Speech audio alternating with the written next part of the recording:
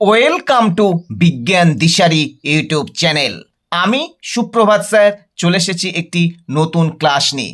আজকের দশম শ্রেণী অর্থাৎ মাধ্যমিক 2027 পরীক্ষার্থীদের জন্য ভৌত বিজ্ঞানের একটি ক্লাস নেব। সামনেই তোমাদের ফার্স্ট সামেটিভ পরীক্ষা, সেই কথা মাথায় রেখে ভৌত বিজ্ঞানের গ্যাসের আচরণ থেকে 1 নম্বরের প্রশ্ন উত্তরের পর্ব নিয়ে এসেছি, যে প্রশ্নগুলো আগামী পরীক্ষার জন্য খুবই ইম্পর্টেন্ট। তাই ভিডিওটির প্রথম থেকে শেষ পর্যন্ত দেখবে।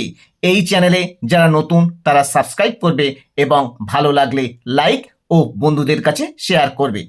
চলো এখন সরাসরি প্রশ্ন উত্তর পর্বে যাওয়া যাক। প্রথম 1 নম্বরের প্রশ্ন, বয়েল সূত্রের ধ্রুবকগুলি কি কি? উত্তর হবে উষ্ণতা এবং গ্যাসের ভর, অর্থাৎ উষ্ণতা এবং গ্যাসের ভর হলো বয়েল সূত্রের ধ্রুবক। 2 নম্বরের প্রশ্ন, চার্লস সূত্রের ধ্রুবকগুলি কি কি? উত্তর হবে চাপ এবং গ্যাসের ভর। 3 নম্বরের প্রশ্ন, বয়েল ও চার্লসের সূত্র দুটিতেই কোন ভৌত রাশিকে ধ্রুবক ধরা হয়? অর্থাৎ বয়েল ও চার্লসের সূত্রতে কোন রাশিটি উভয় ক্ষেত্রে ধ্রুবক? উত্তর হবে গ্যাসের ভর। 4 নম্বর প্রশ্ন, এসআই পদ্ধতিতে চাপের একক কি? উত্তর হবে নিউটন পার মিটার স্কয়ার বা পাস্কাল। 5 নম্বর প্রশ্ন, বয়েলের সূত্রের পিভি লেখচিত্রটি কিরূপ হয়? অথবা এরকম থাকতে পারে পি বনাম ভি লেখচিত্রটির প্রকৃতি কিরূপ হয়? তাহলে উত্তর হবে সমপরাবৃত্তাকার। এবার দেখো এই সমপরাবৃত্তাকারের ছবিটি কিরূপ একবার দেখে নাও। অনেক সময় পরীক্ষায় সরাসরি অ্যান্সার ছবি দিয়ে দিতে পারে, অর্থাৎ এমসিকিউ যদি হয় তখন ছবি দিয়ে দিতে পারে। তাহলে ছবিটা কেমন হয় একবার দেখে নাও।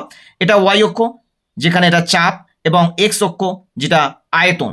এবার এই ছবিটা সমপরাবৃত্তাকারের ছবিটা এইরূপ হয়। 6 নম্বরের প্রশ্ন, পি বনাম 1/v লেখচিত্রের প্রকৃতি কিরূপ হয়? উত্তর হবে মূল বিন্দুগামী সরলরেখা। এবার ছবি দেখালে এইরকমভাবে হবে, Y অক্ষটা P R x অক্ষটা 1/v। এই সরলরেখাটি অর্থাৎ লেখচিত্রটি হবে মূল বিন্দুগামী সরলরেখা। মূল বিন্দুগামী মানে এখান থেকেই যাবে, এটা হলো মূল বিন্দুগামী সরলরেখা। 7 প্রশ্ন, স্থির উষ্ণতায় নির্দিষ্ট ভরের গ্যাসের ঘনত্ব গ্যাসটির চাপের সঙ্গে কি সম্পর্ক থাকে? উত্তর হবে সমানুপাতিক। 8 প্রশ্ন, চার্লসের সূত্র অনুসারে স্থির চাপে কত ডিগ্রি সেন্টিগ্রেড উষ্ণতায় কোনো গ্যাসের আয়তন শূন্য হবে? উত্তর হবে -273 ডিগ্রি সেন্টিগ্রেড উষ্ণতায়। অর্থাৎ -273 ডিগ্রি সেন্টিগ্রেড উষ্ণতায় যে কোনো গ্যাসের আয়তন শূন্য হয়ে যায়, তাই -273 ডিগ্রি সেন্টিগ্রেড উষ্ণতাকে পরম শূন্য উষ্ণতা বলা হয়। 9 নম্বরের প্রশ্ন, স্থির চাপে নির্দিষ্ট ভরের ভি বনাম টি লেখচিত্রটি কিরূপ হয়? উত্তর হবে মূল বিন্দুগামী সরলরেখা। এটাও উত্তর হবে মূল বিন্দুগামী সরলরেখা। 10 প্রশ্ন, আদর্শ গ্যাস সমীকরণটি লেখো। উত্তর হবে পিভি সমান এন আর টি। এন হলো মোল সংখ্যা আর আর কে বলা হয় সর্বজনীন গ্যাস ধ্রুবক। 11 প্রশ্ন, আর এর মাত্রীয় সংকেতটি লেখো। উত্তর হবে ml² T⁻⁻2 mole to the power -1 kelvin to the power -1। এটা অন্য রূপে থাকতে পারে শক্তির একক into mole to the power -1 kelvin to the power -1। এটা এরকম হলো কেন? দেখো ml² T⁻²2 এটা শক্তির মাত্রীয় সংকেত, তাই ml² T⁻² জায়গায় এখানে লেখা রয়েছে শক্তির একক। বাকি দেখো সেম আছে, mole to the power -1 kelvin to the power -1। তাহলে এগুলো এইভাবে আমাদের খেয়াল রাখতে হবে। পরীক্ষার সময় যদি এমসিকিউ দেয় কি কি অপশান থাকে সেদিকে আমাদের একটু খেয়াল রাখতে হবে।